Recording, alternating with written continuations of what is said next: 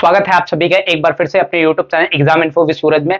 खास तौर पे जिस वैकेंसी का आप लोग इंतजार कर रहे थे साथियों, वो वैकेंसी फाइनली आप लोगों के सामने आ गई है। जो एसएससी दिल्ली पुलिस कांस्टेबल की भर्ती 2025 आप लोगों के सामने आ चुके हैं। नोटिफिकेशन इसका जारी हो चुका है। तो इस वीडियो में हम लोग बात करेंगे किस तरीके से इसका नोटिफिकेशन डेट क्या है, एलिजिबिलिटी क्राइटेरिया क्या है, एज लिमिट क्या है, फी स्ट्रक्चर क्या होता है, रिलैक्सेशन क्या होता है, एलिजिबिलिटी क्या है, एग्जाम पैटर्न क्या है, सैलरी क्या है, मतलब कुल मिलाकर के साथियों ओवरऑल हम बात करेंगे कि इसमें आप कौन कौन से लोग एलिजिबल है और क्या क्या है, क्या नहीं है, क्या नेगेटिव मार्किंग है कि नहीं है। आपके जितने भी डाउट होंगे वो जो मैंने लिखा हुआ है इसमें से कोई ना कोई आपका डाउट होगा तो वो 100% आप लोगों का क्लियर होने जा रहा है। अगर चैनल पर आप लोग नए हैं तो चैनल को सब्सक्राइब करना ना भूले और वीडियो के अंत तक बने रहे, जिससे कि आपके सारे इंफॉर्मेशन एक ही वीडियो के माध्यम से कवर हो जाए।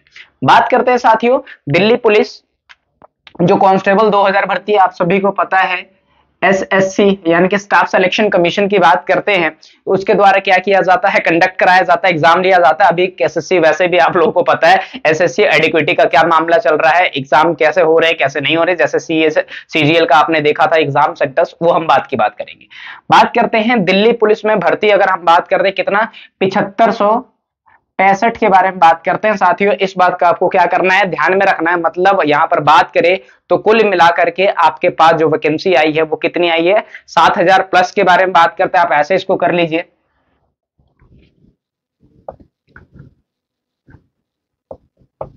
7000 प्लस वैकेंसी की बात करते हैं। अब इसमें हम लोग ये बात कर लेते हैं कि नोटिफिकेशन डेट इसका मतलब स्टार्ट हो चुका है। कब से स्टार्ट हो चुका है, आज ही ये वैकेंसी आई है खास तौर पर, और आज से ही इसके एप्लीकेशन फॉर्म क्या हो चुके हैं साथियों, स्टार्ट हो चुके हैं। बात करते हैं इसकी लास्ट डेट कब रहने वाली है, तो लास्ट डेट है इसका 21 अक्टूबर। ऑलमोस्ट आपके पास कितने दिन का समय दिया गया है, 1 महीने का समय दिया गया, तो आप लोग पहले ही जाकर के फॉर्म को भर दीजिएगा। अगर बात करें इसका करेक्शन जो विंडो ओपन रहेगा वो कब तक रहेगा, 29 से 31 अक्टूबर तक की बात करते हैं। ये क्या है, विंडो करेक्शन डेट की बात करते हैं साथियों कि मान लीजिए आपने फॉर्म भरा है और आपको लगता है कि आपको गलती बाद में एहसास होता है, रियलाइजेशन होता है कि मैंने जो फॉर्म भरा है उसमें कहीं ना कहीं समस्या आई है, तो उस समस्या को ठीक करने के लिए, प्रॉब्लम को डायग्नोस करने के लिए आपको समय दिया जाता है कितने दिन का, 29 से 31 अक्टूबर, 2 दिन का समय दिया जाएगा, जो आपसे एक्स्ट्रा चार्ज भी लिया जाएगा। बात करें एग्जाम डेट के बारे में, जो टेंटेटिव डेट कहा जा रहा है एसएससी की तरफ से, दिसंबर 2025 से में हो सकता है या जनवरी 2026 में हो सकता है। साथियों बात करें इसके एलिजिबल की, अब कौन कौन से लोग इसमें योग्य हैं कौन नहीं है। अगर आप 10th पास हैं तो आप इस वैकेंसी के लिए अप्लाई नहीं कर सकते। कम से कम यहां पर क्राइटेरिया मांगा गया है 10+2 की बात करते हैं, इसका मतलब 12th आपने भारत के किसी भी बोर्ड से किया हो, चाहे वो साउथ वाले में कोई बोर्ड हो, ईस्ट हो, नॉर्थ हो, आप बात करते हो या वेस्ट हो, कहीं से भी अगर आपने 12वीं कर रखा है तो आप इस चीज के लिए क्या है साथियों, एलिजिबल है। बात कर लेते हैं इसके एज के बारे में कि इसकी आयु सीमा क्या रहने वाली साथियों, तो यहां पर जो मिनिमम है वो 18 साल, क्योंकि आप सभी को पता है लगभग बच्चा जो नॉर्मली पढ़ाई करता है वो 18 साल तक 12वीं को क्लियर कर लेता है। और मैक्सिमम की बात करते हैं 25 साल। अगर आप जनरल कैटेगरी से बिलोंग करते हैं तो आप 25 साल तक ही एलिजिबल रहेंगे साथियों। यहां पर किसके लिए फायदा हो जाता है, रिलैक्सेशन हो जाता है, खासतौर पर यहां पर एससी और एसटी की बात करते हैं। तो जो एससी और एसटी वाले आप सभी को पता है कि जो एससी एसटी का मामला होता है इसमें कितने साल दिया जाता है, 5 साल। मतलब आपको ये ध्यान में रखना है कि अगर 25 साल ये है, 5 ये जोड़ेंगे तो लगभग कितने हो गए, एससी एसटी के लिए 30 साल की बात करते हैं।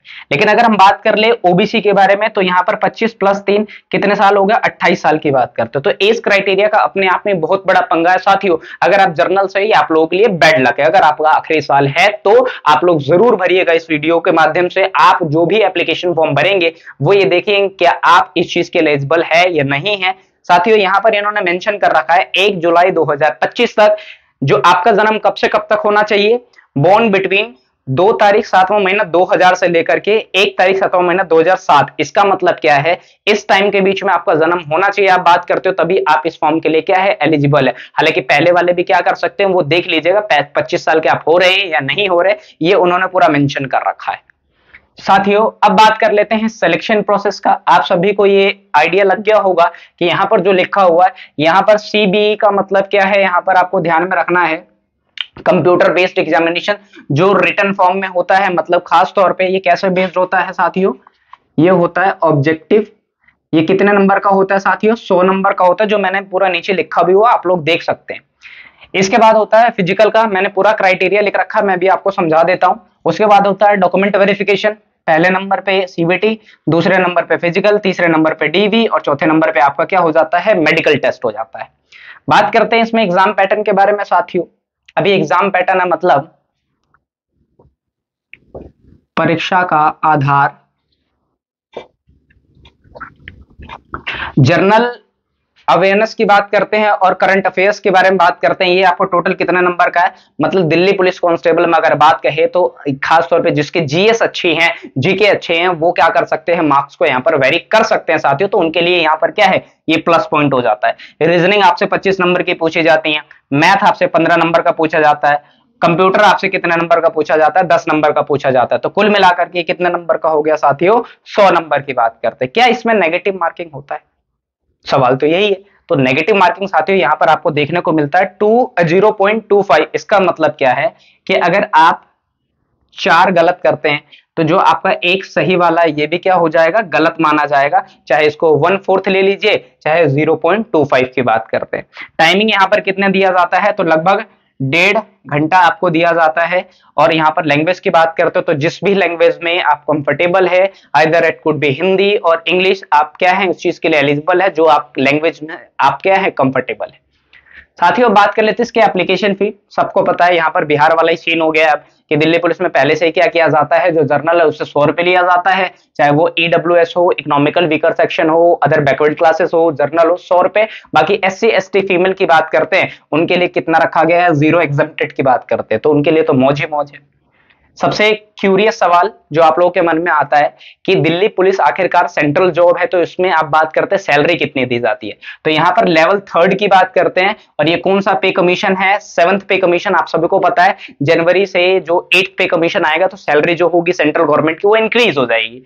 21,700 से लेकर के 69,100, लगभग 70,000 तक की बात करते हैं। और उसमें एचआरए डीए वगैरह सारी चीजें, गवर्नमेंटल जो अलाउंसेस होते हैं, भत्ते होते हैं, उसमें क्या होते हैं, ये ऐड होते हैं। इसकी खास बात क्या है, जो लोग इस जॉब को लेना चाहते हैं, इसका जो खास तौर पे सेंट्रल होने के बाद भी इसकी जो जॉब लोकेशन है साथियों, वो कहां पर रहता है, सिर्फ और सिर्फ हम बात करते हैं दिल्ली के अंदर, आपको कहीं और जाना नहीं पड़ता। दिल्ली पुलिस का वैसे ही बोलबाला आप देख सकते हैं कितना ज्यादा आपको देखने को मिलता है। फिजिकल टेस्ट के बारे में बात करते हैं। जो आपका फिजिकल टेस्ट होता है, मेल के लिए कितना रखा गया है, मेल के लिए यहां पर रखा गया है हाइट में 170 सेंटीमीटर। उसके बाद फीमेल में कितना रखा गया है, फीमेल में रखा गया है 157 सेंटीमीटर के बारे में बात करते हैं। इस चीज का आपको क्या करना है साथियों, ध्यान में रखना है। अगर हम एसटी की बात करते हैं, एससी को छोड़ करके, तो एसटी में कितना रखा गया है, 165 मेल के लिए, और फीमेल के लिए कितना रखा गया, 155। इसमें एक खास तौर पे बात क्या है साथियों कि अगर आप नॉर्थ ईस्ट वाले रीजन से बिलोंग करते हैं, जैसे हम बात कर ले असम के बारे में, नागालैंड के बारे में, तो वहां पर 5 जो आप बात करते हैं 160 सेंटीमीटर आपके लिए क्या होगा, एलिजिबल होगा। तो आप लोग ये क्या कर सकते हैं, देख सकते हैं, ये अपने नॉर्थ ईस्ट वाले पहाड़ी क्षेत्रों के लिए 5 सेंटीमीटर का रिलैक्सेशन दिया जाता है। अगर हम चेस्ट में बात करें मेल के बारे में, तो नॉर्मल 81 होनी चाहिए और एक्सपेंड करके कितना होना चाहिए, 85 की बात करते हैं, जिसको फुला करके बोलते हो आप। एसटी के लिए कितना है, 76 नॉर्मल, फुला करके कितना चाहिए होगा, 80 चाहिए होगा। अगर हम बात करें फीमेल के बारे में, तो फीमेल को कितना 1600 मीटर कितने देर में कवर करना पड़ता है यहाँ पर साथियों, तो यहाँ पर नीचे लिखा हुआ 8 मिनट में। अगर मेल की बात करेंगे तो 6 मिनट में। अगर हम लॉन्ग जंप के बारे में बात करते हैं, 14 फीट आप बात करोगे मेल के लिए, फीमेल के लिए कितना है यहाँ पर 10 फीट की बात करते हैं। अगर मेल में हाई जंप की बात करते हैं 3 फुट 9 इंच की बात करते हैं, और यहाँ पर कितना पूरा का पूरा 3 फीट आपके लिए दिया गया। तो साथियों उम्मीद करता हूं अगर वीडियो आप लोगों को पसंद आए तो शेयर जरूर करिएगा। फिर भी आप लोगों को कोई भी डाउट रहता है तो कमेंट सेक्शन में आप क्या कर सकते हैं, कमेंट कर सकते हैं और अपने सवाल को क्या कर सकते हैं, पूछ सकते हैं। तो आप लोगों से उम्मीद करता हूं कि टाइम से पहले ही जाकर के फॉर्म को भर दे, क्योंकि लास्ट टाइम पर क्या होता है, साइट क्रैश होने के कारण आप लोग इस चीज से अवे हो सकते हैं। तो इस मौके को आप लोग भुनाने में क्या करें, पहले आपको क्या करना पड़ेगा, यहाँ पर एप्लीकेशन फॉर्म को भरना पड़ेगा। उसके बाद आप अपनी प्रिपरेशन, चाहे वो ऑफलाइन हो या ऑनलाइन हो, आप अपने तरीके से कर सकते हैं।